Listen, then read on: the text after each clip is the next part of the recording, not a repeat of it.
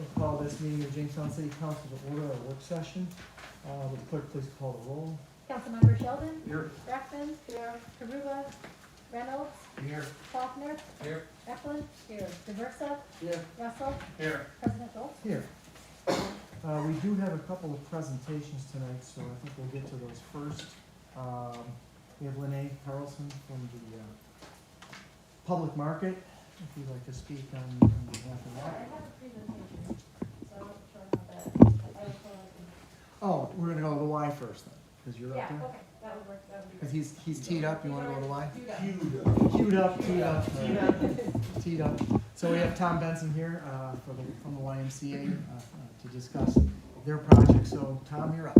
All right, cool. Well, first of all, thanks for having us tonight. What we're going to do first is show this virtual fly-through of the new fly design. So this will give everybody a feel for what it is we're talking about with this new facility. And I'll kind of talk through it as we go, so if you want to fire it up, Zach.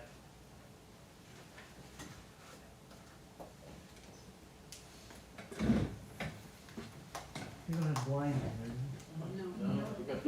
So the site for this is Harrison Street. It's the old Watson Manufacturing Afro Decon site. It's been empty for years and years and years. It is a brownfield site, so the site will be cleaned up. There will be brownfield credits generated that will help offset the cost of construction. This is the main lobby. It's about a 68,000 square foot facility. Estimated cost is about $31 million. So we're heading down first in this hallway down to the child care area. We added about 10,000 square feet of child care space. That's enough for about 90 kids. The Y is going to also keep its existing child care space over on Prater, so that 90 spaces is incremental space. Here's the toddler classrooms on the first floor. Anybody who's been to the current Y lately, this obviously does not look anything like that 100-year-old monstrosity. Going up the stairs, still in the child care space. Here are the preschool classrooms. And a outdoor playground attached to that space. So now we're back in the lobby, going into the pool area. There's two pools. One is competition size. There's 3 locker rooms. There's a universal locker room, which is what this is showing. It's also a men's locker room and a women's locker room. But the trend nowadays is to have these little cubicles for you and your family to use.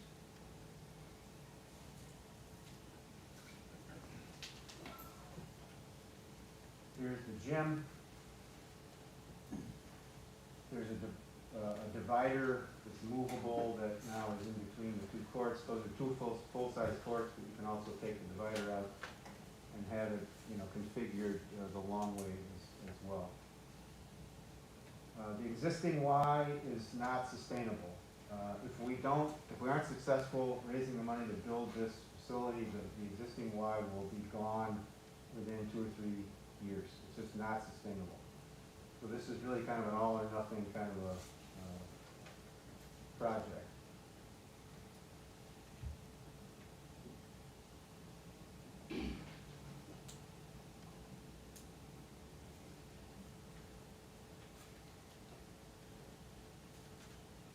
This is basically the babysitting areas. So if you come to do anything at the Y and you have small kids, this is where they will be taken care of.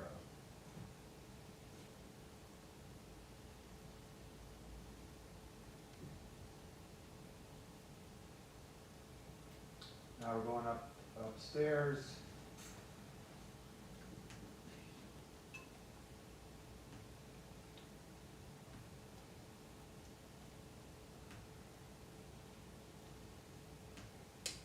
These this is the studio area for yoga and Pilates and all that kind of stuff.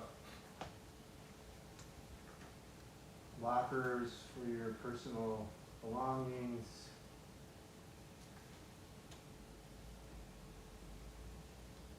Now we get to the important stuff. You have the track. The old track at the old Y had to go around 22 times to get to a mile. And at the end of that, you had one leg shorter than the other. This is, I'm not sure how far this is, but it's a lot longer than that. Mickey said it was a 200, so it's 8 times roughly. That makes sense. So this site is kind of the last part of downtown that hasn't been touched by any kind of improvement. Hopefully it'll lead to other development in that area that is needed badly. It's close to the high school, which is important. It's close to the east side, which is important. And what's really important about that site, it was cheap, pretty much free. The IDA basically gave us the site. And it's shovel ready, so we didn't have time to screw around trying to piece together other properties.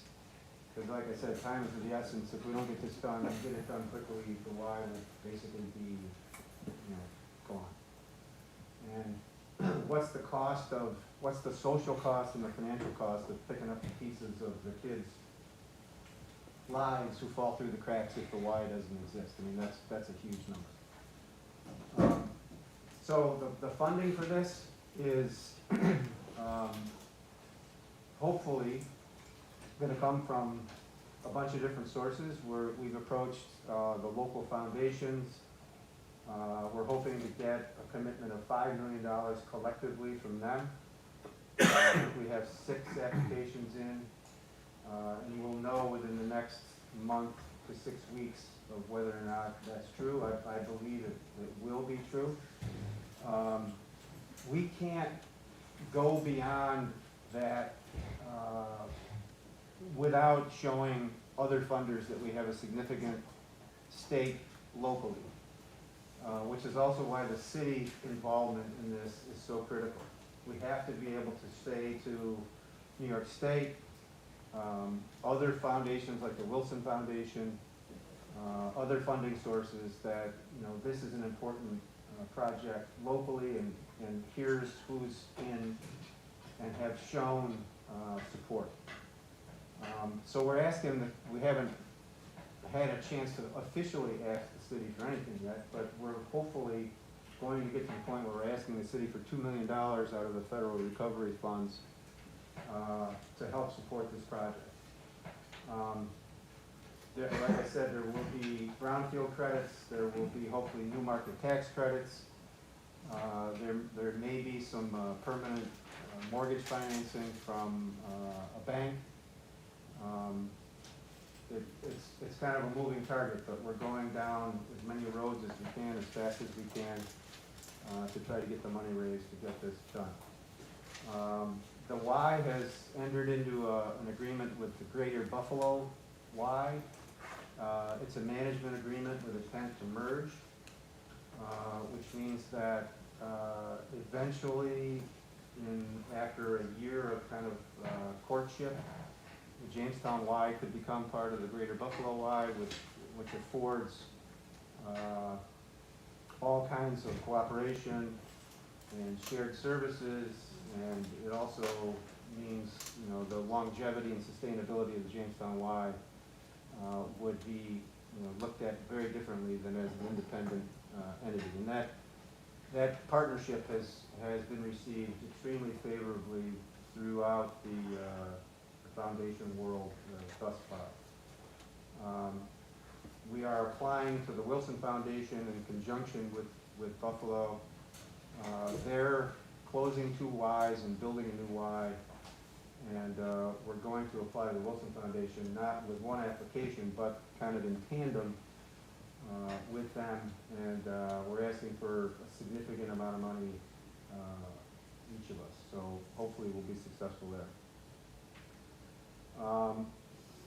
It's also important to note that we're we're working closely with the Boys and Girls Club to create a partnership that will allow the kids who are members of the Boys Club to participate in this new Y in as robust a manner as possible. I mean, it's just not fair to build a new facility within a stone's throw of the Boys Club and not make sure that those kids are afforded all the opportunities that, that this new Y can provide. I just want to compliment you on your vision and your diligence. The only thing I want to know is, how does this not look like the Olympic Village? We have ice skating over there, and every other sport that's in the Olympics is within a stone's throw of this. Consider that. Imagine this suddenly going to be 2028, we host the Winter Olympics, and 2030, we host the Summer Olympics. How would Jamestown benefit from that? Buffalo would benefit from that, because you already said they're on our side. This was the capital of New York in 1900. James Prendergast would be so proud of you. Well, Yes, they're proud of you. let's raise the money and build it first, then we'll Let's talk do it. about How the much rest. you need? How much you need? Tom, I have a question. I didn't see elevators. Is there an elevator? Yeah, there's elevators. Okay, I did see a spot. I wasn't sure. Another question that I have, and I know that comes along after it's built and stuff. The current YMCA does not offer childcare as long as the facility is open. And I do think that if this facility opens, that needs to be something that's kept in mind. Right now, currently, the YMCA only offers their childcare like for a couple hours in the morning and a couple hours at night. And I'm sorry, but that's not enough. Yeah, this will be way different than that. Okay, okay. It's situated so that the childcare area has a separate parking area, a separate entryway. So it's, even though it's part of the main building, it'll Yeah. be as if it's a separate standalone childcare center that'll be run like one. Yeah. Yeah, I worked at the YMCA in Austin, Texas, and they have like 9 Ys, and this looks like a real YMCA. The YMCA we offer to the Yeah. community is not a real YMCA. I'm sorry. Well, I know it's been It's 100 sustained. years old. I know that, but Literally. I literally it's 100 years old. But we this is beautiful. We done a great job. And I've been a member for 60 years, if you can believe that. Yeah. Done a great job. I Yes, have a sir. very important question. You know what I've done in the past with Yeah. the energy system? The thermal energy line runs in front of you. The state energy plan wants everything electrified or on renewable energy. The issues in front of you is how are you gonna heat, cool, and ventilate that building and not use fossil fuel? So I would say to you that you got a 10-inch district thermal line in front of that building, right in underneath it. Are you going to use it or not? Because if you don't use it, then you're gonna have to think about electrifying this building completely with no fossil fuel use. Solar power. Well, that's an option. Geothermal, No, plus solar power. Let me equals- just finish this, Perfect. okay? That's an application that's more on a community basis, is what he's saying, rather than you doing a individual system. So, these are facts. The state is changing the whole game plan for future construction. So you've gotta think about that in terms of what you're going to do with those 3 key elements. So, yeah, the firm who has done the design work of the Y is a firm called Grow. And they, basically all they do is design Ys all over the country. And they have a whole laundry list of those types of things that will now come to light when we hire a local architect and engineering firm. They'll work hand in hand to come up with the most visionary and practical, energy plan and green scenario that we can come up with. So that certainly will be considered. I mean, we're not at the point yet where we've gotten into those kind of weeds, but we will, for sure. Because the thermal line is right there. All you gotta do is tap in. Well, sounds Okay, like but the a, general population doesn't know where the thermal line is. The BPU does. I know it. We'll get to that point when we get there. yeah. Have someone tell me what a geothermal line is. No It's one not a knows. geothermal line. But that's another discussion. It's basically hot water. Is there any questions from the council till time? Just one quick question. Yep. And I had someone asking this, what happens to the existing building? Listening on that. The existing building will hopefully, there's been some talk, with the Getty Foundation of them taking control of that building and kind of mothballing it so it doesn't turn into something that nobody wants it to turn into. But the bottom line is, if that doesn't happen, the Y is gonna be forced to sell it. It can't have an albatross around its neck and have that building be a wild card. Don't forget the upper floors are. The upper floors are tricky, The housing authority, there's apartments there. but when this new building is built, that Y has to be, that building has to be gone somehow. In addition to that, the Lakewood Y will no longer be the Y per se. It'll be a rental area. So if you wanna play tennis, you go there and pay a fee, pickleball, gymnastics or whatever. But the Y proper, where you go to, do stuff, is gonna be in one building, down on Harrison Street. The east side Y will no longer be a Y. It's the kitchen area where, tens of thousands of meals are cooked. And that facility will be expanded to do more of that. It just won't be a Y facility anymore, typical Y facility. Anything else? Any questions? You like big projects, don't you? Well, the reason I'm not on the board of the Y, Yeah. the reason I'm involved with this is because, if it wasn't for the Y when I was a kid, I don't know where I would be right now. So I owe a lot to the Y. That's why I'm trying to get this done. I think Tom was actually brought on board because of the work he did with the county center. Well, there's a lot of consistency with respect to the funding stack, and so I know a lot of the folks along the way, and it helps and have a little bit of history. Tom, is there a time frame when you need a commitment from the city? Tomorrow would be That's wonderful. seriously. I mean, No. the sooner that we can talk about the city's stake in this project, the better off we're going to be to get to the next level. And just from a general time frame perspective, with all these moving parts on the funding for this, our hope is that by next fall of 2023, we're at the point where we've got all the money raised, we start construction, and depending on the weather, open up in either the winter of 2024 or the spring of 2025. And I'll be honest with you, if it wasn't for COVID and the federal funds that the Y has received, to kind of get bailed out, the Y was having trouble making payroll. So I'm not saying the sky is falling, it is falling. If we don't get this done, the Y will just no longer exist, and that would be a travesty for this town. Anybody else? God, they have a big party, all the fundraising. Really? Thanks, Tom. All right, I appreciate your time. Thanks a lot, everybody. Take care. And our next presentation, public market. Thank you all very much for your time tonight.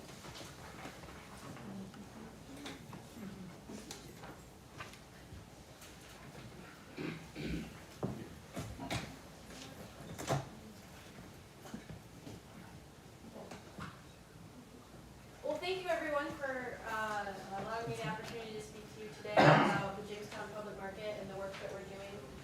I wanted to take the time tonight to share with you kind of what we've been working on as an organization and the direction that we hope to take the organization in, the direction that we will be taking it in, but the timeline depends greatly on the support that we can gather from the community and the city. So many people think of the Jamestown Public Market as just that, a public market that runs on Saturdays downtown Jamestown. But we are so much more than that. For the last 4 years, we've operated as a food system and food advocacy organization. Our mission is to build Jamestown's food system, and we do that in a variety of ways. Not just through the Jamestown Public Market, where we offer incubation space for small businesses and economic development, but also through the support of agriculture with our mobile market, as well as for our community at large. And we've also taken over the Grow Jamestown Community Gardens on Lakeview in Washington. And all of this is with the aim of, again, building Jamestown's food system. So what does that mean?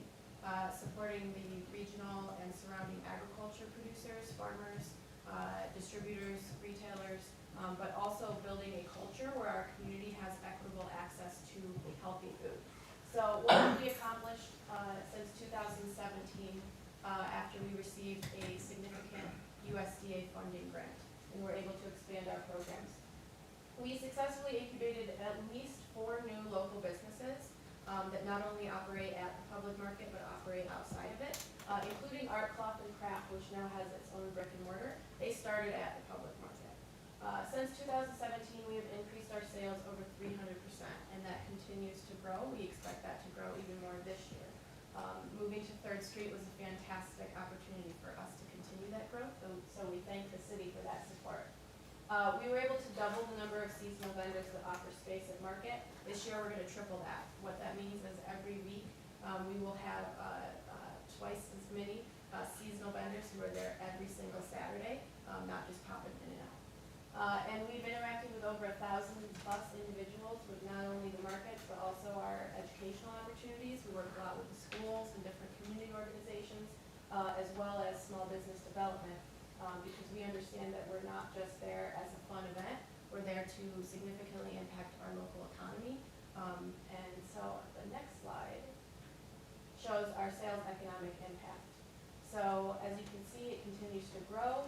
In 2021, we had just over a $60,000 local economic impact, and that's just with the public market. So that's not taking into consideration the mobile market or any of the individual businesses that operate beyond the Saturday market.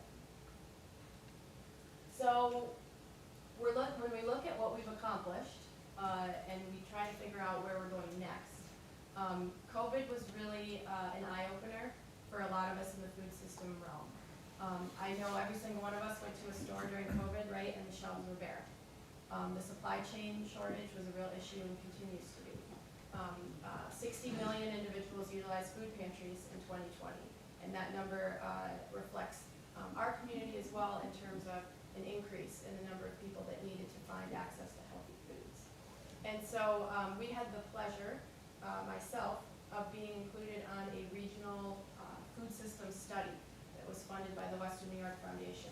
So I am representing Chautauqua County on that regional advisory council, along with many food system leaders from Erie County, Monroe County, Allegheny County, and Cattaraugus County, among others. It's a 9-county regional effort.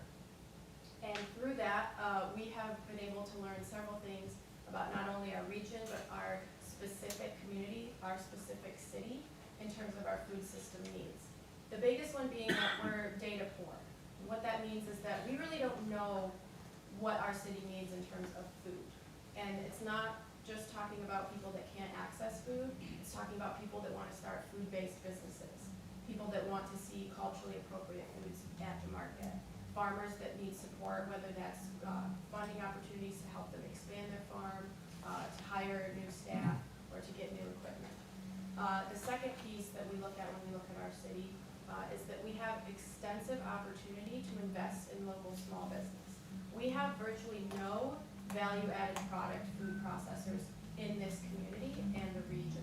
What that means is that we have no opportunities currently for someone to take produce that they get at the market or buy from local farms and turn it into something else. There's just no facility where that is possible, and we are also significantly lacking in opportunities for individuals to come and learn about food, specifically in the hospitality realm. And so from this regional advisory council, we were able to connect with many different food systems leaders, specifically in Niagara County, and we're looking to follow their lead. Several years ago, they created what was called a food action plan. It was the result of several years of intensive community interaction and study. What that looks like is we want to implement a similar comprehensive community action plan that is focused on local food business development and with that neighborhood health. So this would be an 18-month process where we would be focusing exclusively on community. We want to understand what the Jamestown community wants to see in terms of food. Do they want more community gardens? Do they want more salsa producers? Do they want urban farming? Do they want chickens? Do they want goats? Who knows? I don't know. We have to ask them. And so that's what the process would be. It would also work to, at the end of the 18-month plan, create real long-term strategies. And we would be working with not only community members, but also local nonprofits, local businesses, local farmers, and other funders to understand how we can invest in food in this city in a sustainable manner. It would identify very easy and achievable food-focused projects and initiatives that we could then hit the ground running with. So this is our next 18 months, is we will be creating a committee that will help us start this process so that we can move forward with this plan. So again, it would be an 18-month process creating a roadmap for success. We would start by surveying our community, organizing focus groups for small business owners, restaurant owners, and area farmers, as well as youth and senior citizens. This would lead to the development of a tangible, physical action plan that is based similar to what other communities have. They have these around the country: Chicago, Syracuse, Albany, specifically here in New York. And that would facilitate further economic development, specifically related to Jamestown area food businesses, as well as addressing systemic health inequities and creating opportunities for the establishment of successful urban farming businesses. There are several people in this community that are moving to this community because they want to build Jamestown up. And I've encountered several individuals that are very disappointed that our city does not support urban farming initiatives. So this project would help us identify what that could look like. So again, the reason why we want to do this project is because of the gaps that COVID unveiled. We want to address the supply chain shortages. We want to better understand how COVID impacted food-based businesses and how we can better support them in case something like this happens again. And in addition, the cost of food is skyrocketing, among other things. And we need to have a plan in place so that individuals that cannot access food adequately have a place to get that. So this is our initial budget for this initiative. The biggest thing is ensuring that we have the adequate staff that can help us implement this project, as well as extensive community outreach. We will be working with JCC to employ interns who can help us with this community outreach. We'll be visiting every community event in the city over that 18-month period. We will be visiting churches. We will be visiting the school. We will be talking hopefully to you at City Council, and try to hit every corner of the city so that we can get a better understanding of the desires of the city around food. And so the total cost that we hope that the city considers utilizing ARPA funds for would be $145,000. So I really implore the city to consider what these ARPA funds were designed for. You know, a big piece of that is obviously bouncing back from the realities of COVID, again, which the food system was greatly and directly affected by, but it's also reinvesting in your community. If we're able to identify the best way to support local food-based businesses, we can really start to sustainably invest in our economic development. So then looking further, our kind of pie in the sky dream is to establish what we call the Jamestown Kitchen. So our hope is to identify a building, preferably one in the downtown space, where we can call the market home. The public market has been around for over 100 years. It used to exist in a physical location in Brooklyn Square. That's not the case anymore, but we hope to bring that back. It would be a place that we could not only have a winter, year-long market, it could be a tourist destination. And again, individuals that come to this community, that live in this community, they want to see that. But it could also be a place that we operate our mobile market out of, but a place that we could also have community events. More specifically, it would be a place where we can establish a culinary and hospitality job skills workforce development program. So this would be building our local economy by, again, training people so that they could identify the needs that they have to start their local food-based businesses. It would develop accessible job training and increase our workforce, creating people who are workforce ready in the hospitality industry. And again, it would lean on the historic designation that the market has always held, and create a destination market that would appeal to everyone. So through the creation of a physical community kitchen, we will develop what we call a Pathways program, which is focused on developing collective skills related to food production, business development, and again, hospitality.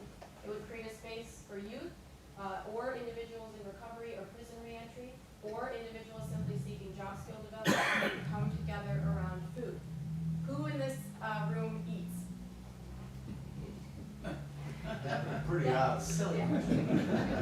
Food is literally the thing that we have in common. Every single one of us eats, every single one of us have memories around food, every single one of us has a culture that we identify around food. Every one of us deserves to eat food. And I tell you that when we come together to cook food, to create something from nothing, you have a little seed, to work with our local farmers, the kids, they love it. It's a really impactful thing. And there are a lot of communities, specifically in more closest to us in Rochester, that are doing this exact thing. So I think the next slide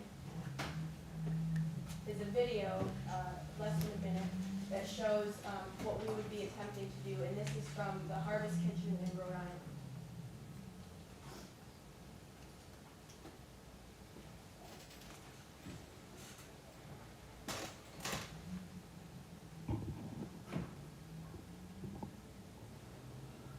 Not sure if this is- yeah.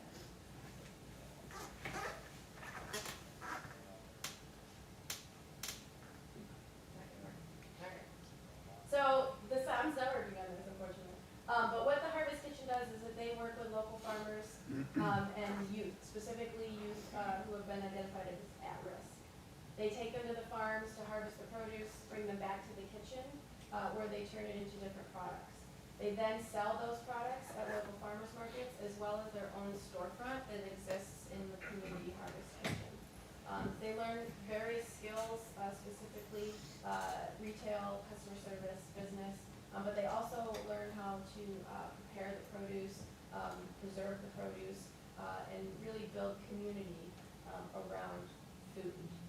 Again, so what we would be hoping to do is to have a physical space that we could bring youth together, or individuals in recovery, or individuals who simply want job skills, to teach them how they can turn food into something new. It would also be a fantastic space to host community cooking classes that could not only be educational, but also touristy type destinations. There are many communities that have special events and different cooking nights, that sort of thing.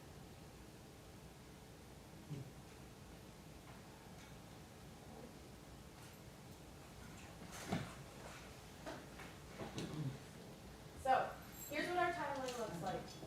We will be working this year to identify various zoning codes that are antiquated related to food.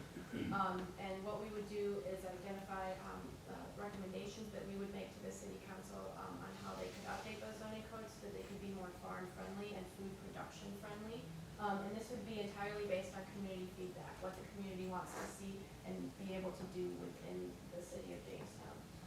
Then by November 2023, we will have our food action plan completed that will consist of strategic and sustainable suggestions for the city to follow through on. If we are able to get the funding that we need, we hope to open the Jamestown Kitchen in early 2024, and then in June of that year launch an official Jamestown Kitchen workforce program. So here are just some of the skills that individuals would learn over a 16-week program, including knife skills, kitchen, food handling, safety, food preservation, food inventory, and retail sales training. So this is just a job growth projection for the Jamestown Kitchen, and this is based on what other communities have done, as well as what we feel our current capacity is. So by 2024, we would be adding we currently have 2 full-time staff members. We would be adding an additional 2 full-time staff members for what we call train-the-trainer programs, so that they could implement this program. We hope by 2026 to have at least 75 youth or participants trained, and by 2029 to have 200 plus. These are very low-ball, generous estimates. We really hope to beat those numbers. But we hope by the end of this decade that we can have a robust staff for the Jamestown Public Market, and we can be extremely impactful. So, I implore the city, we have our earlier food action plan, asking for $145,000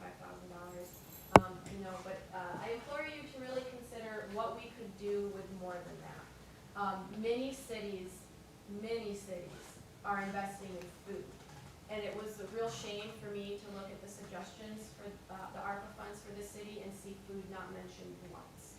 Again, all of us eat. You look at Buffalo, they're investing $3 million just in their community gardens.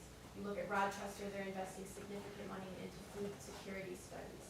You look at Albany, they're investing to create their own indoor market space and food hub.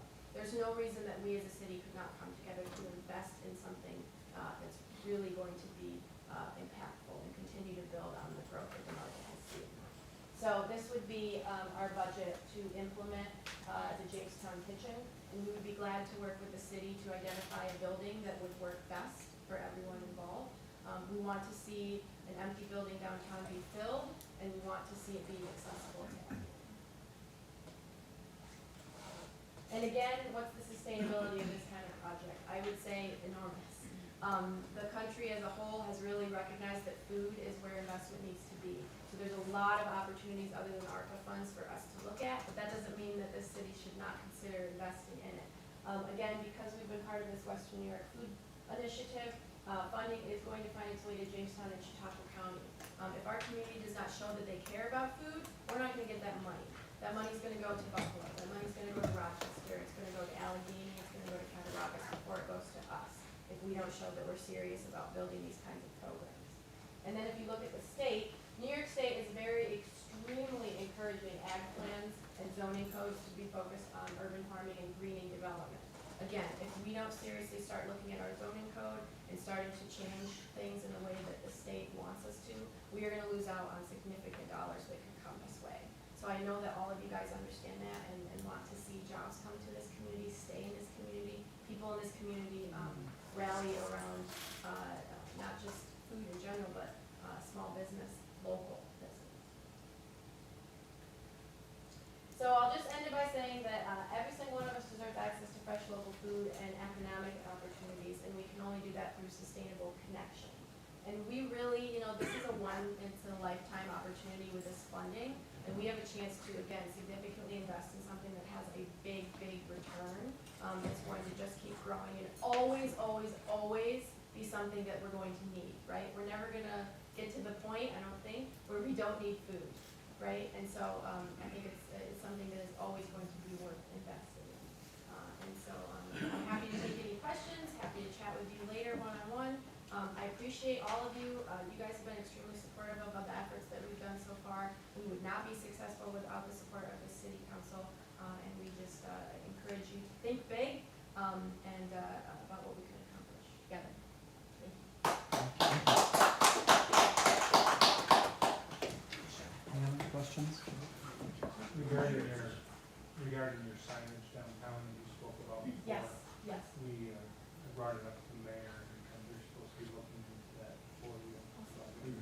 Yes, I did get an email, so I appreciate that very much. Can you present this as part of the development? I have. Very good. Thank you very much for your presentations. We'll move on to public comment. Before we do that, I did want to, I forgot to do this before, but I wanted to take a moment, have a moment of silence to recognize the victims of the Buffalo mass shooting this past weekend. Many people lost their lives, so take a moment of silence.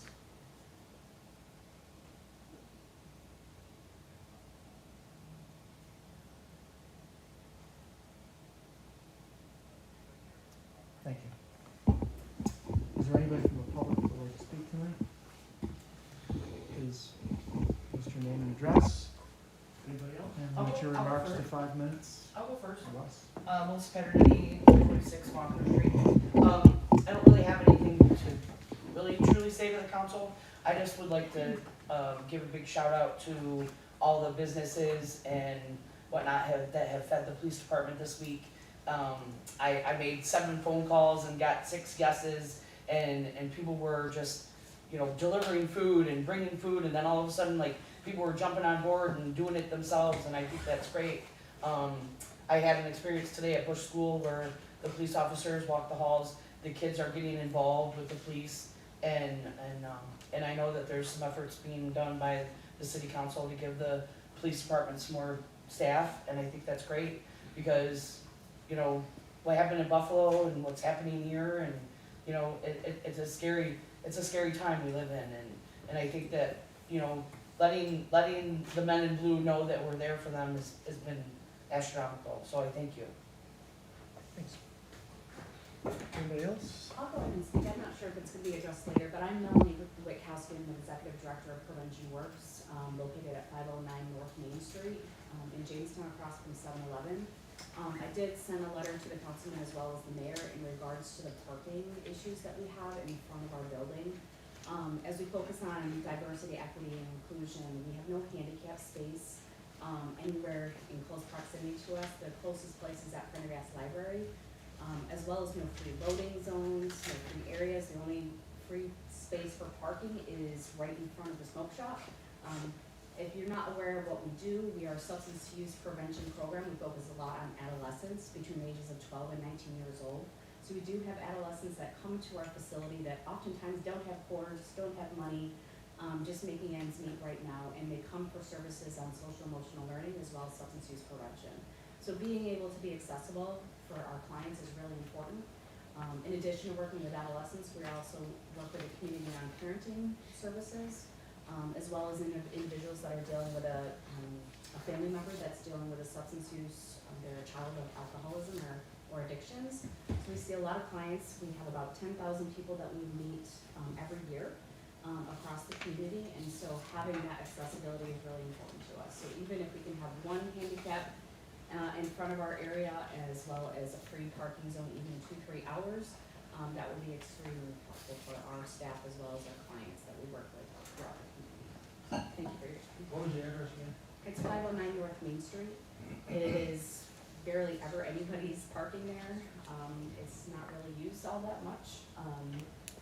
And like I said, we try to be accessible. We just got a new ramp that's put in. Eventually we're gonna have an elevator being put in as well, because we wanna make sure that we're available for special needs and individuals with disabilities. Again, we have a map, it's from 2011, but I found it online, and I also did an environmental scan, and really haven't seen any other handicap spaces other than that's in front of gas. And the problem with that, especially in the winter, as we all know, the snow is very difficult. Not to bring up a bad situation, but we know right in that crosswalk area, that we unfortunately lost a life. So we want to make sure that we're being very accessible to our community that we're serving. So we are a nonprofit organization, not looking to raise money, but just trying to be accessible to reach the population as much as possible. So thank you for your consideration. Jeff, have you had Chris look at this? Chris, is he traffic looked at this? I'm gonna report back to him, so. Okay, so okay. Hi, everyone. I didn't plan on speaking tonight. My name is Dr. Michael Sapansky, you may know. My charity organization is 1111 Make-A-Wish. Facebook Doc Mike. I don't want to hand out cards, but I guess what I want to talk about tonight is I want to ask the police and the council what's being done about the drug problem, the current drug problem. Not marijuana, I'm talking about methamphetamines, I'm talking about fire, they're calling it ice, they're putting fentanyl in it. What's going on? I kind of need to know, because on October 18th, I was nearly beaten to death by a guy I know was on meth. Not one thing has been done. You want to see a broken wrist on a surgeon? I'll show you a broken wrist on a surgeon. That don't look normal. Zero from the Jamestown police, not a thing. I had someone come in my apartment in January, on January 9th. 4 guys came in under the guise that they were going to rent the apartment from me. They beat me here, they beat me to death. Hit me over the head with a guitar more than 5 times. Pulled knives out. Police didn't even come. So, 2 days later, I was hit by a car. No traffic ticket for the 25-year-old meth head or drunk girl that was driving the car. Nothing. Nothing. The Jamestown police is corrupt. It's unfortunate. I have a sister in the FBI. I'm not afraid of anything or anyone. Now I'm afraid of cops. They got guns, I do not. I'd like to know what's being done about that. You don't have to respond. Facebook Doc Mike, or I'll give you my number. If anyone wants my number, 716-640-0427. Thank you. Anyone else like to address the council? Well, this will be the last time I see you guys for a while. I think I've been coming to these sessions for a long time. And I'm glad to see more citizens showing up and involving themselves in the process. And I hope that they'll pick up the slack when I'm not around to kind of ask questions. First of all, after months of talking, the police department issues, the fire department needs, I feel I have contributed to the conversation and the movement of that in terms of getting money from ARPA into the hands of the police department. The Public Safety Committee has done their job, they've approached the mayor. He finally, and I use the word finally, because he had an opportunity a long time ago to get on board with this. Because if you equate what the police chief's request was some time ago in terms of the budget, he requested manpower and more vehicles, but it's been a fight to try to get them, where we shouldn't be fighting public safety. So I feel good about the position we're going forward on, although I think careful attention has to be made to furthering the issues regarding public safety and the demands and needs of it. That is a pillar of the American Rescue Plan funding. And you've shown progress on this. I will say there will probably never be enough money to accomplish what we need in this community to fight this man's problems. However, we need to try to tackle them as best we can to do that. In addition to that, the public market and what Lene has presented is absolutely fantastic in terms of this community's future. Again, we have public health, we have public safety. Public health is another pillar within the ARP program. And if we don't incorporate that type of, I think, opportunity that it allows, we will be missing an unbelievable layering of what they can do. I just was in Cleveland and at the public market, which is huge. If anyone's never been to the Cleveland public market, it's absolutely fantastic. There are smaller variations of that, which Jamestown could become. So, you need to focus on that because the beneficiaries of that program is the whole community and those that come here. The users are the ones that need the food on a daily basis. The emphasis on growing weed, okay, you can go there, but we can't eat a lot of it, and the content of it may continue the process of drug control and management. So if that's what you want to build in Jamestown, go ahead, but hydroponics and the growing and the application of what the thermal energy system can do with that has never been touched, but yet I advocate for it. So I won't see you for a while. I'm going to talk on the voting session about what I feel is a forecast of your involvement with ARPA in the future and what you need to do and attention. So I'm going to save some commentary for next Monday night. It's kind of like an exit from this for a while, because hopefully somebody else will be it and say, come on, folks, show up, start talking about your community and the needs that we need. It can't be just me, but I'll be watching. Thank you.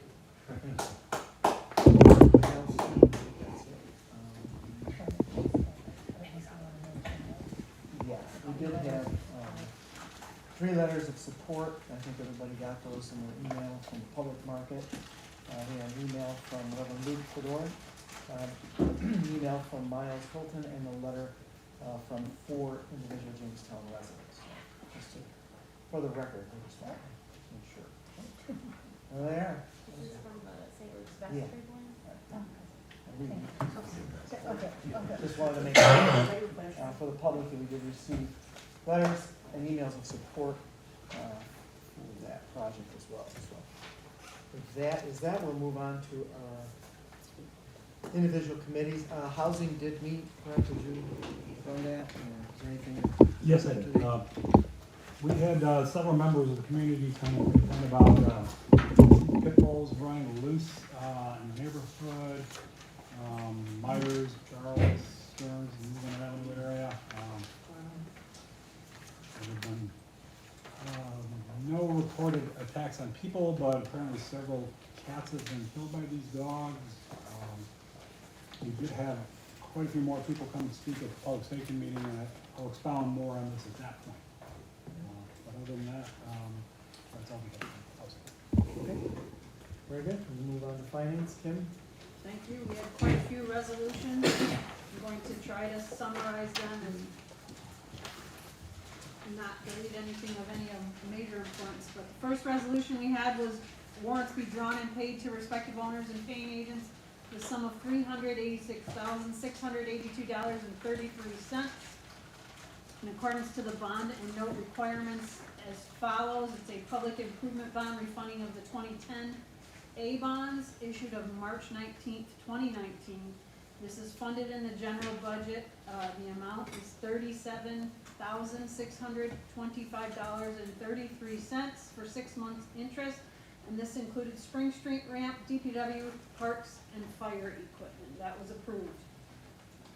Resolution number 2 is another warrant be drawn and paid to the respective owners and paying agents the sum of $313,000.00 in accordance with the bond and note requirement of a refunding of the 2011 Series A bond issue of October 15th, 2020. And this was for central garage, DPW, parks, and fire equipment, again funded in the budget, general fund budget of 2022. Resolution number 3 was resolved that the mayor and the city of Jamestown be and hereby is authorized to enter into an agreement with Highmark Life Insurance Company of New York, placed through Premier Consulting Associates LLC of Amherst, New York, for an excess stop loss insurance policy for the period of June 1, 2022 through May 31st, 2023, in the amount of $175,000.00 for specific deductible annual unlimited maximum reimbursement at a cost of $80.46 per covered participant per month, subject to the approval of the Corporation Council as to form. This is something that is funded every year in the general fund budget. I want to note 2 things that we talked about in finance. This was the only company who bid because the market is very tough right now. And in addition, it was a 20% increase over our rate because we did not have a rate increase last year, and because of the current market and the need for it, it jumped up 20%. Ryan, correct me if I'm wrong, it was 15 to 30 is the average that customers are seeing, so we're in that average. It's not like we're out of range, but not totally surprised at the price increase we saw. So this was approved. And just note the other, I think it was all in your handouts, the other company that was, at least responded to the, to Ryan, said they couldn't even come close to those quotes. So put it in perspective. Resolution number 4 is that the City Council and the City of Jamestown hereby adopts the attached investment policy and as the official investment policy for the City of Jamestown, effective immediately. This had some corrections to some language with title position change names, as well as adding a new depository. That was approved. Resolution number 5, that the Associate Corporation Council, Benjamin Haskin, is be authorized to attend the NICOM Community Revitalization Conference on June 8th through 9th at the Marriott Syracuse, downtown Syracuse, New York, with expenses paid pursuant to Section 77B of the General Municipal Law. Funding is provided through the travel and education budget of the Jamestown Urban Renewal Agency. That was approved. Resolution number 6 was the City of Jamestown Management Employee Guidelines are further revised and updated, effective retroactive to January 1, 2022. There may be some more emails coming forward just to advise you guys of some questions. Marie may have some. I honestly have 1 or 2 I still want to just clarify after the corrections were sent. But resolution number 7 was the whereas on January 22nd, 2002, the Jamestown City Council adopted resolution number 200201C03 that effective immediately and until further notice instituted a hiring freeze for the City of Jamestown. Whereas on November 20th, 2006, the Jamestown City Council adopted resolution number 2006, 11B17, to extend the freeze to any change in employment from part-time to full-time status. And whereas it became apparent that within the city, Jamestown Police and Fire Departments, in an effort to effectively manage its city's day-to-day responsibilities in a cost-efficient manner, it is the city of Jamestown's best interest to lift the hiring freeze for certain positions. Now therefore be it resolved that effective immediately, the Jamestown City Council hereby suspends the hiring freeze instituted by resolution number 2002-01C03 and authorize the filling of the following position due to the essential nature of these positions. This would be funding 3 police officers and 4 firefighters, with funding to be covered through ARPA. Few questions came out, and just a little bit more clarification, and as I've had a few questions brought to me and we discussed them in detail in finance, make it clear that no one is 100% objecting to this hiring, but wanted to make sure we had some answers in regards to the impact payments and how they are on the current contracts, since this is not really a negotiated contract issue, which the chief addressed, in addition to how the plan is actually going to be carried out. We're looking for some more information, Zach, from the mayor in his original plan. Is it 4 and 3 for the 4 years till 2027? Because when you say we're going to, through attrition, those positions would be eliminated, is it going to continually eliminate? Or as of 2027, we're making the shift? So we're looking for that timeline in that plan as to how that's going. And Ryan can answer any other questions you may have. Ben has also written some things down to look into as well. I have a nice long list. Yep. We Okay? can get those answers to you this The week. sooner the better, so that everybody understands and knows what they're actually. We'll work on voting getting on. those to you this week. I think it was noted that at 2026, under the current schedule, it would be about over $800,000 In addition to the budget in order to keep those positions past the ARPA funding. So that Sure. it's just, we just want to make sure that everyone understands that. Are we going to go 3 and 4 all the way through the life of it?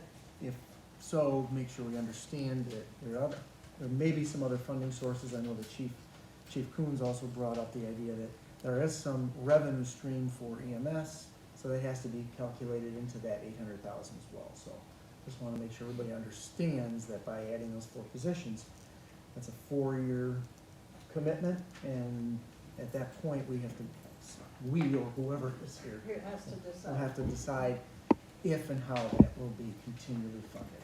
because the way it is right now, there's 2 pending retirements coming planned on the books for Just want to make sure that 2023. everyone was clear when we vote on that, how that's going to work. And we have a list of all the anticipated retirements, or at least retirees who will be, employees who will be eligible for retirement within the next 4 or 5 years. We'll certainly share that with the council. I brought up also with Chief Jackson that it's imperative with these 3 positions in the police department that they're used the way they're intended to be used. One of them being for the quality of life officer, and then 2 of them for the gun violence program that he plans on implementing. It's very easy to hire 3 police officers and they get thrown in the mix of day-to-day operations. I don't want to see that happen. I want to see them being utilized exactly for their positions. If they are thrown in, general patrol and they're not answering these type of calls on a regular basis, then it's going to be a waste of time and money. So, but obviously that's a logistics thing for the chief and the command staff to come up with, and then right down to the patrol sergeant, making sure that these officers in these positions are being utilized what they're intended for. Okay, the next resolution was Officer Justin Conti and Officer Jose Moya be and hereby authorized to attend the Advanced Roadside Impaired Driving Enforcement Course to be held June 2nd through June 3rd in West Seneca, New York. Meals, lodging, and gas expenses paid pursuant to section 77B of the general municipal laws of the state of New York. Funding is provided through the Jamestown Police Department budget. That was passed. Resolution number 9 was authorizing the mayor to execute a permanent easement agreement with Upstate Tower Company LLC, doing business as Dogwood Towers, on lots 388.09-1-23 and 387.12-06-32 within the city for the construction of a cellular phone tower, subject to the approval of the corporation council as to form. Again, this is a revision to a previously approved agreement for a cell phone tower, allowing for a new easement. And some of you who were not here, this is really in fact taking down an old tower and replacing it with a newer one. This is up by the reservoir. Correct. Yep, Bush School in the reservoir.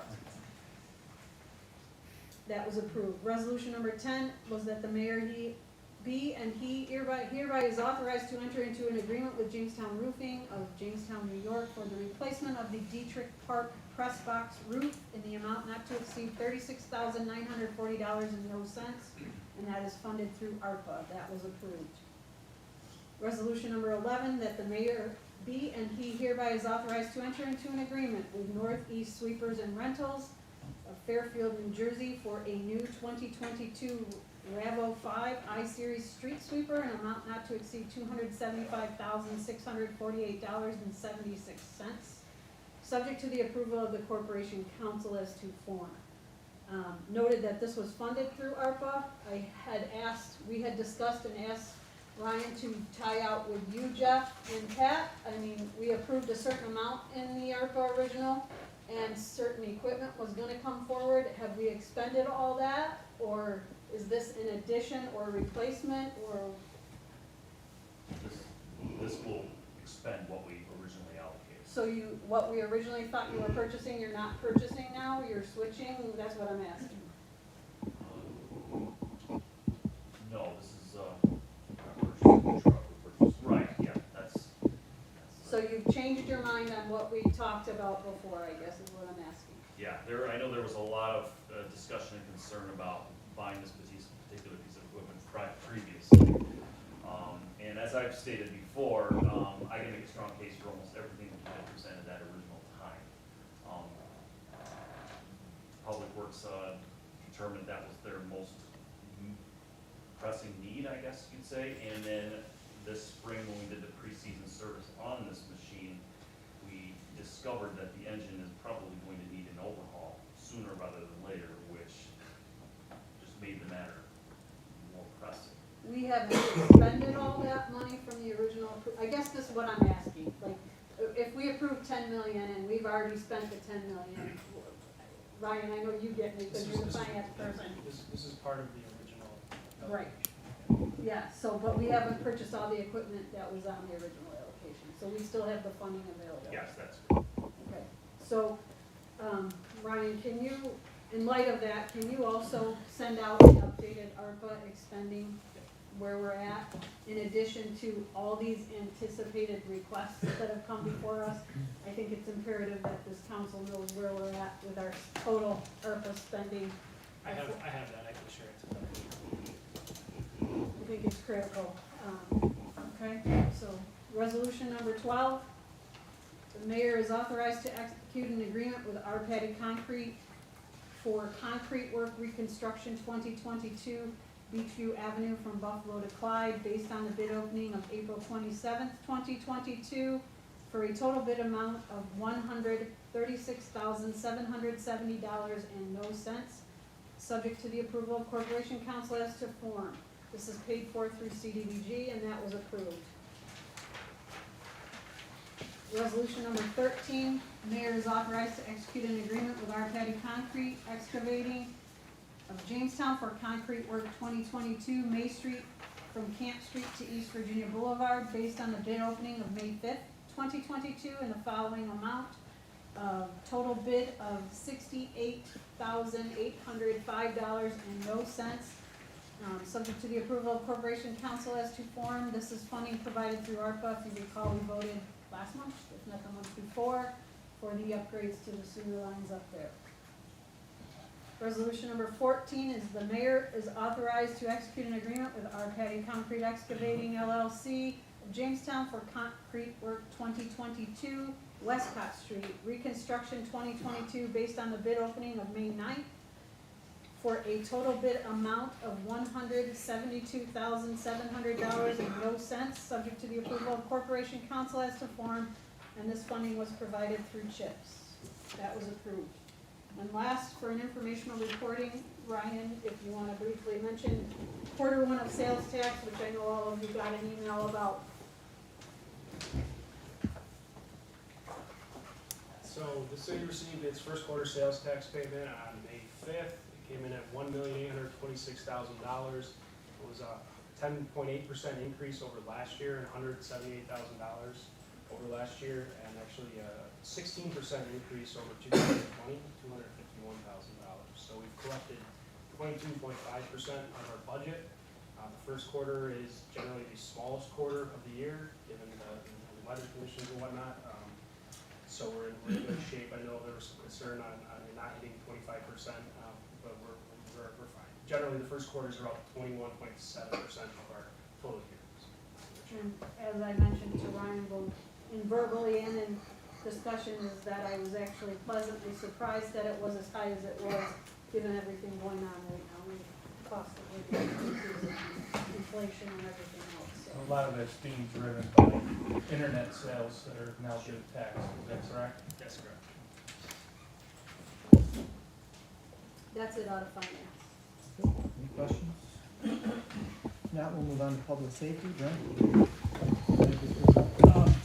As I stated in the housing committee, we had several people speak about two pit bulls apparently are dangerous, acting in an aggressive manner, reporting returning cats. We have several more people speak at the public safety meeting, presenting petitions about these dogs. Apparently our dog control officer, Phi, has been involved with this. Has tried to catch these dogs, tries to cite the owners of the dogs. So there's a lot of concern about that, but also the owners of the dogs appeared at this meeting as well. With another petition stating that these dogs are, two of the dogs actually don't live there. The owner of two dogs lives in Faulkner, but he does drop his dogs off at like daycare with his daughter. And the daughter's 3-year-old child is known to let the dog out of the house, running loose in the neighborhood. But they don't feel that these dogs are a danger to the people of Jamestown. There have been no reports of anybody being bitten. I guess there was one report, but it was not made to the health department. So Captain Samuelson was at a meeting and taking notes on looking into some of these complaints, talking to the dog control officer, and seeing what can be done about these dogs.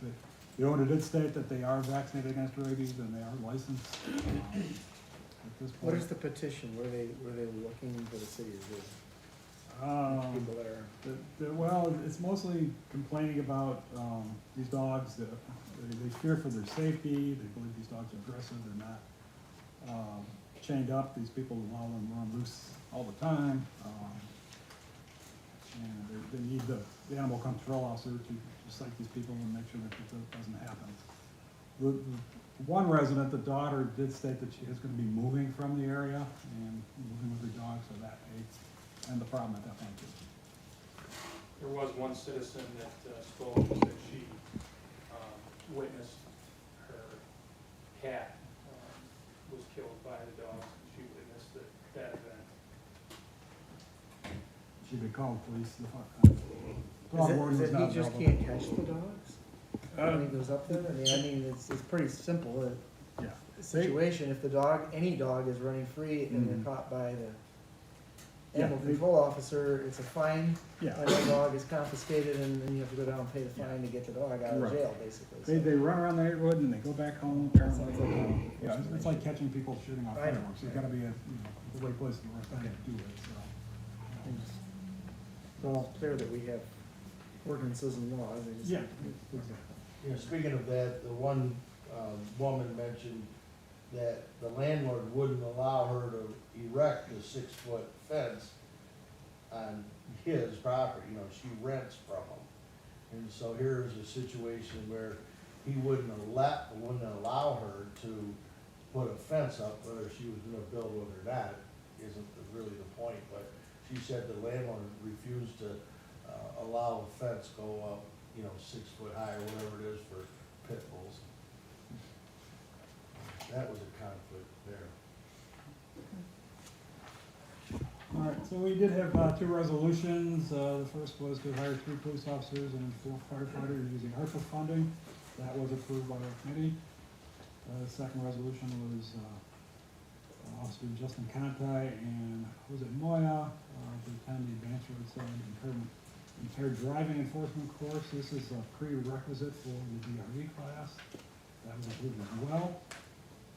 And we did have 2 special event permit applications. The first is the Jamestown Pride Festival to be held on Saturday, June 11th, from 9 a.m. to 10 p.m. We discussed this 2 weeks ago, and they had all the information in order, including insurance. That was approved.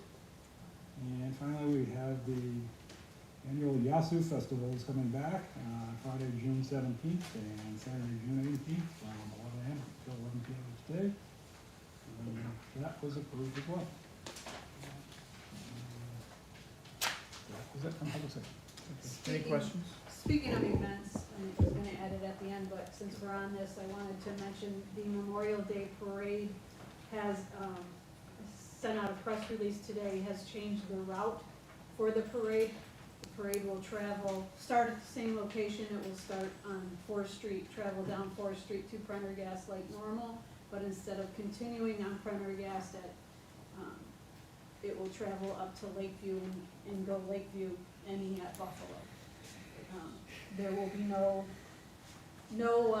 ceremony at the cemetery. That has been canceled for this year, so that allowed the veterans group to move it to Lakeview, because normally they want it on Prendergast to travel near the original Soldier Circle and make it easier on the vehicles in the parade. So that is the plan. I think I sent out a release, but wanted to make sure the media was all aware of that. Just for a point of clarification, I know that this will be the first time in 3 years we've had Memorial Day Parade. That the Memorial Day Parade has historically been organized and run by the Veterans Council. And the city does not put the parade on. Correct. We simply approve the Assistance. permits and the public safety and the directional situation. So I just want to make it clear. I know that, there's been some concern and some misunderstanding in years past that the city doesn't actually sponsor the parade. It's sponsored by, or it has been organized and sponsored by members of the Veterans Council. Unlike some of the other events and parades throughout the year. And also that this parade has historically been more of a somber tone to it. This is not a, throw the candy and, shake hands Not and allowed. kiss babies and, have go-karts, and it's not a celebratory parade. It's more of a remembrance, more of a solemn parade, correct? Correct. It is to honor men and women who paid the ultimate sacrifice. It's not a celebration. It's a celebration of their lives. It's not a bad celebration. It's not the term that I was using. It's not. It's in remembrance of. So. Exactly. Okay. That's your opinion. It's not a fact. Excuse me. You don't need to make comments. You can call it what you want to call it. You wanna ask There was me to leave, I'll nothing. leave. There was nothing derogatory about it. I was trying to make a comment about it not being a celebration. It's not like the 4th of July. It's in remembrance. What branch I'm of not service gonna- did you serve in? I'm not going to argue with you. I wasn't talking I'm to not you. arguing. I was making a comment publicly Take it because there has easy, been. take it easy. You're Need not. some blood This pressure is medication? not. Excuse me. I would like you to leave. I think you need to leave this meeting. Yeah, I'll be happy. You're completely out of order and out of control. This isn't You're an about. imbecile. Okay, well, thank you. I appreciate Can you that. spell that? Okay. Thank you so much. Talk about idiots. Okay. Sorry about that up. You are correct. Yeah, you are. Right. It's That not was like the holiday totally, parade. totally uncalled for. Yes. I teach school all day and I have to correct students that type like that, and we have to do that here, so. Is there anything else to come before public safety? If not, we'll move on to public works. All our resolutions in Public Works Committee were also covered in finance, and, which is the easement for the tower, and for the roof down to Dietrich Park press box, and the cement work, and, the one in question is going to, still will be further discussion, is going to be with the street sweeper, okay? So, but other than that, they were all approved. And there was one other, there was a request, and it was from a woman named Lisa Chris, and she's a resident from Chautauqua Avenue. And she's requesting the installation of a multi-way stop sign at the intersection of Chautauqua and Cole Avenue. And the traffic engineering has taken a good look at this, and there's two major criteria that have to be met. And from the manual from Uniform Traffic Control Devices dictates that to all municipalities. And there has to be 5 or more reported accidents in a 12-month period. And also, when I looked at that, there was 3 accidents in the past 28 years, okay? The second criteria would be traffic and pedestrian volumes, okay? And that has to be an average of at least 300 vehicles per 8 hours of the average day. And this intersection does not come close to either criteria, and it was recommended by traffic to not put the 4-way stop up. So we had to decline on that issue. Another, one of the things that were discussed were with Washington Street under construction, a lot of people take Main Street, and we just with Jeff about it, they're looking into people take Main Street instead. If we can get the lights timed to get traffic moving and you know, a little smoother, that would be helpful. And they are working on it and looking into it more in the future. So I would help also with that. But Mr. Chairman, yeah, the only one we forgot was the traffic control, parking control devices. parking, thank you, Jeff.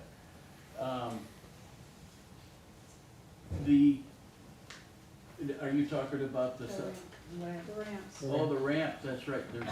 We're gonna, it got okayed for the ramps to get, their mechanisms to take the credit cards and the arms to come down, and that also was approved. Well, we opened bids today. Yes. We're doing the bids. We're for it. We have not made a recommendation yet, and we look, anticipating coming forth with a resolution for Monday night. We'll email the council a The recommendation. details. And I think that covers everything. Any questions from Public Works? I know that Zach does have some info from the mayor's remarks, but before we do that, is there any other business, questions, comments? Okay, Zach, it's all you. Handing out proposed programs for housing here in the city.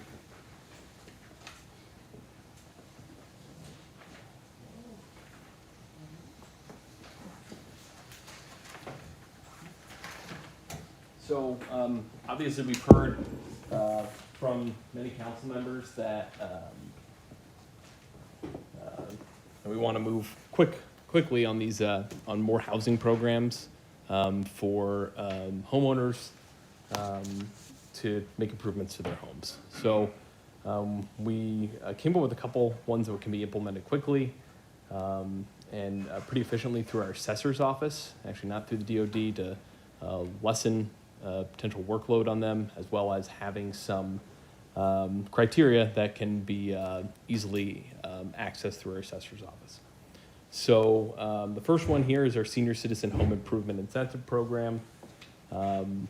This is really what we're looking at for this from the assessor's office. Homeowners who are either currently receiving or qualified to receive the aged exemption.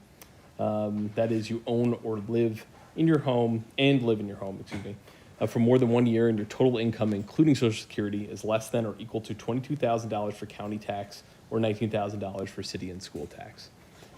This would be up to $10,000 in documented repairs and improvements, and that would receive a dollar-for-dollar rebate check. This is for really targeting those seniors that really can't afford to make too many improvements to their homes. So this would be targeting them.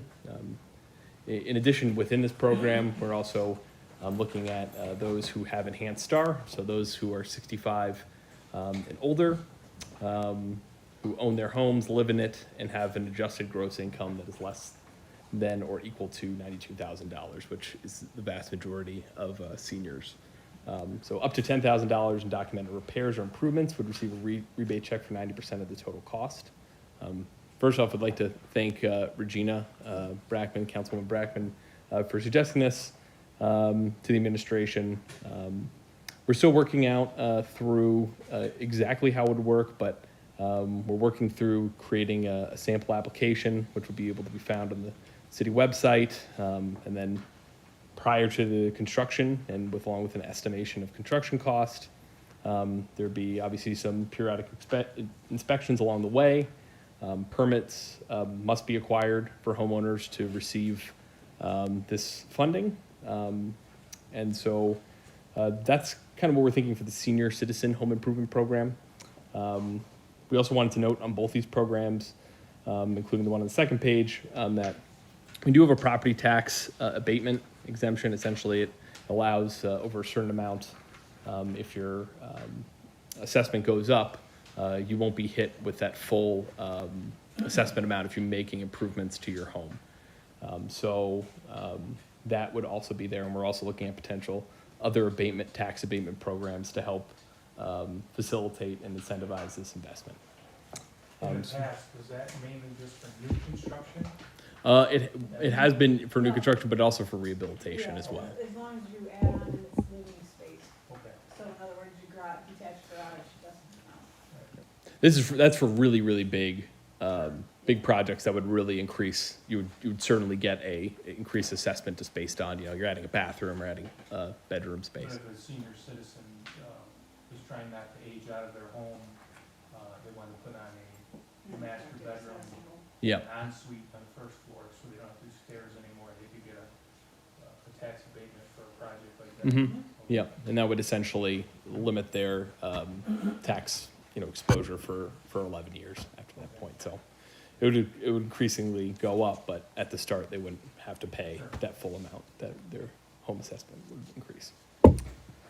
So that is targeted towards seniors, and we are initially recommending $500,000 for that. Obviously up to debate and conversation with the council. On the next page, we have a residential home improvement incentive program. That is for all other homeowners and landlords with properties that contain 3 or less units.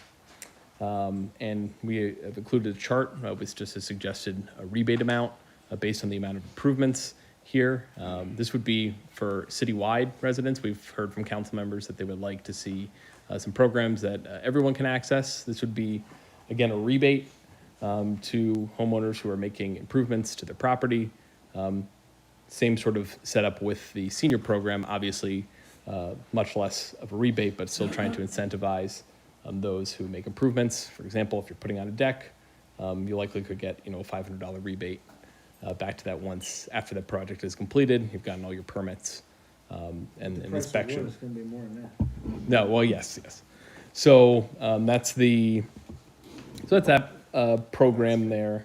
These are programs that we do think that can be implemented fairly quickly, and the reason why we chose our assessment office is because they kind of deal with a lot of these issues, and especially with the senior incentive program, they already have that data on who is eligible and who is not. So the So residential one, there's no income eligibility. there's no income eligibility. It would just be until the funds were expended.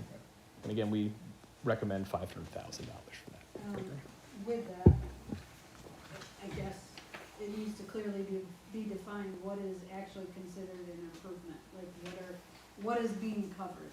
Like, Mhm. Is it covering the whole gamut, or is it covering, Like by specific improvement, is it mean a new deck, or? painting, siding, Right, what does, landscaping, roofing, I mean, those things should be listed, I think. yeah. Yeah. Yeah. I think We it could needs- certainly get a list together for that.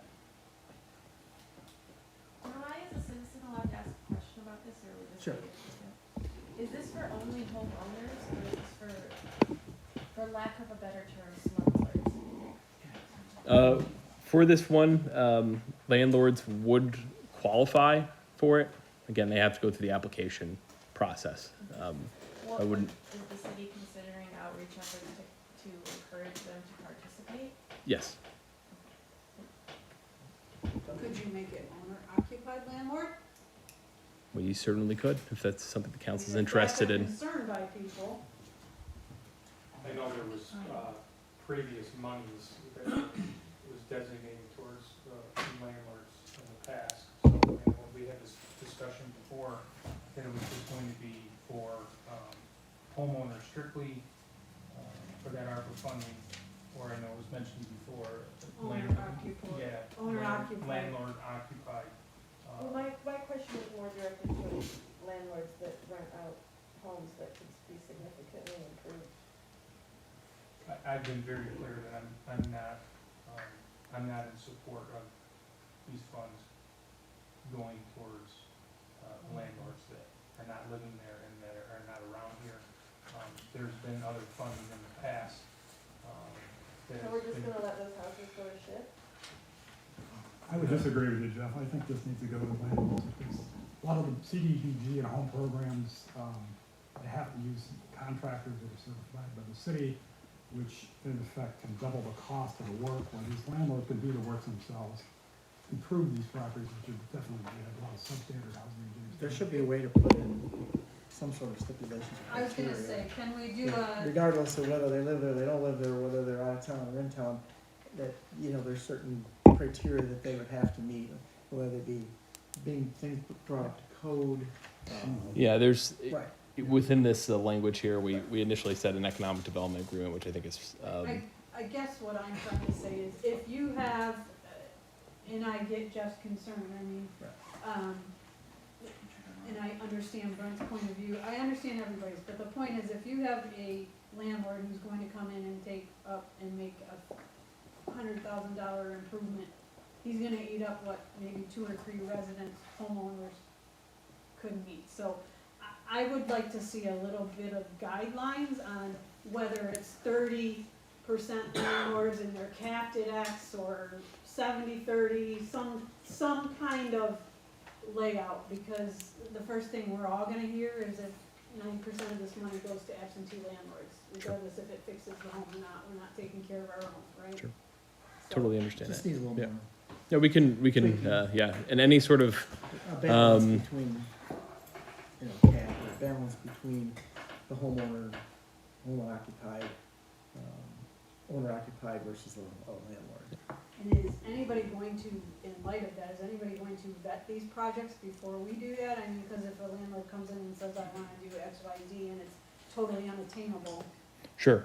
Yeah, no, I think that's, they'll fill out that application, and then we'll look through that and vet through those applications there, that. just to see if that is an attainable Right, project, right. so.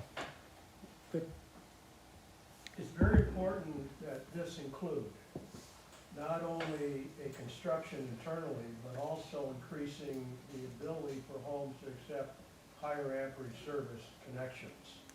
In other words, the city of Jamestown has a minimum requirement of 100 amp service into a building or house. Most of the existing houses, quite frankly, have less than that. The BPU has an incentive program to put in heat pumps and that type of thing.